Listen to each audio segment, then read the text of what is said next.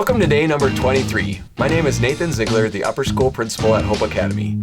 Today we're going to be starting a new segment on the show called Quarantine with Quiggle. Mr. Quiggle is our 7th and 8th grade science teacher at Hope Academy, and today he's going to be showing us a Van de Graaff which can have some shocking effects. It's Quarantine with Quiggle. Hi everyone, I'm Steve Quiggle. I'm the 7th and 8th grade science teacher at Hope Academy. I'm here to do a demo for you about electricity today, specifically static electricity. And to do that, I'm going to use this apparatus that I have with me. This is called a Van de Graaff generator. It's made up of a large spherical metal ball. It's hollow in the inside, and coming out of the sphere on the bottom is this long glass cylinder. Inside the cylinder is a rubberized conveyor belt that goes down around this pulley, back up into the sphere, and then back down again. And that conveyor is turned by this little hand crank on the bottom that makes the conveyor go up and down. While it's doing that, it's depositing some negatively charged electrons on the surface of the sphere. I also have this handheld metallic wand that I'm going to use to discharge some of that static electricity from the larger sphere. So let me set up the camera and shut off the lights,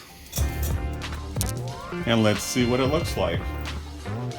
So if I start cranking on that hand crank, more and more electrons are being deposited on the surface of that metallic ball, and they're looking for somewhere to go. If I bring in this handheld wand fairly close,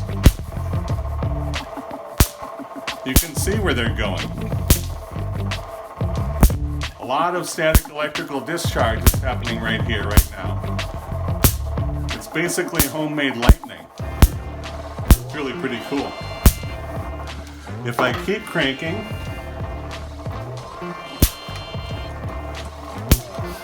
I can have the sparks jump right to my hand too. If you hear that crackling noise, that's the electricity jumping back and forth between the ball and my hand. And once in a while I'll get a lightning strike there also. It's shocking, I tell you. Wow, you will not catch me trying that experiment. Thanks, Mr. Quiggle.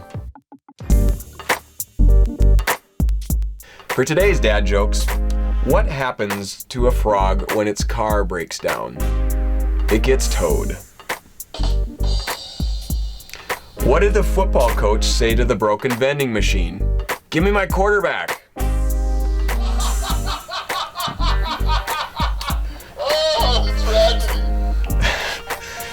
My friend keeps saying, cheer up, man, it could be worse. You could be stuck underground in a hole full of water. I know he means well. Here are the answers to yesterday's toothpick challenges. The first one was to take 12 toothpicks in a tic-tac-toe pattern and only move 3 of them to end up with exactly 3 congruent squares. The next one is to take 7 toothpicks in this pattern, move exactly 4 of them to make 2 congruent squares. Oh gosh, I almost cut my neck. No, this is not a magic trick. Today's challenge is to take a playing card and cut a hole in it so that you can fit it around your head. I'm not sure if you saw this, but one of our first grade teachers, Miss Sadie, was on the news this week. Enjoying these teacher shout-outs to their students. This morning we have something a little different. A first grade teacher, Rochelle Sadie from Hope Academy, wanted to send a shout-out to the parents. 1, 2, 3, I'll be there. And I know when I need it. Isn't that great?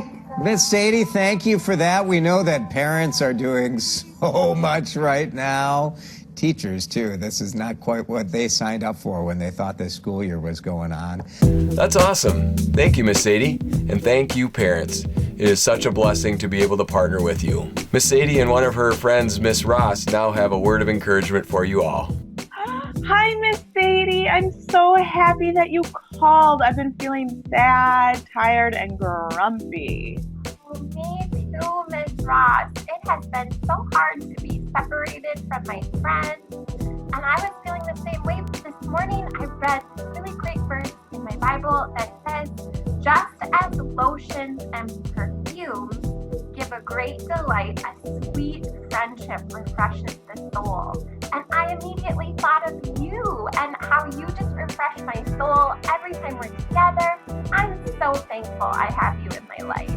Oh, I'm thankful too, and I already feel refreshed. Okay, today when I'm feeling sad or grumpy, I will remember to tell my heart that I can be grateful for friends that I can and cannot see, and Jesus is the nearest friend to me. Oh, that rhymes. Do you want to try saying it? Hey, that rhymes too. Today, I can be grateful for friends I can and cannot see, and Jesus is the nearest friend to me. Thank you so much, Miss Ross. That touches my heart.